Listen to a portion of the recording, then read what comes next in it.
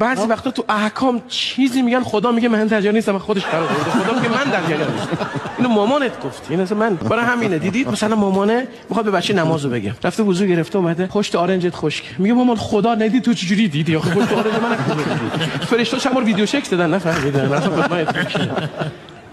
حالا باباش اومده، بابا خیلی خوبه. بابا در اومده تو، دختره بابا نماز بخونیم. آره دخترم. بابا وضو ندارم. بیا پاکه، بیا 8 ساله که وضو نمیخواد که داره. بابا 90% آقایون تو خونه جانماز ندارن، یه مهر دارن شکسته چرک.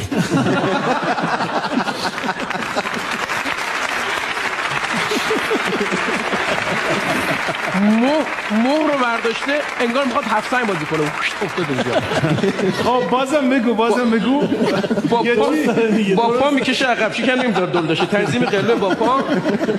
تیپ آقای موقع نماز یه زیرپوش پیژامه اینجا شروع میشه، پاها برداشته باز الله اکبر، یک سوره توی خمیازه میره بسم الله پا زالمه 7 آیه توی خمیازه. اصلا قاریا نمیتونن همچین کاری انجام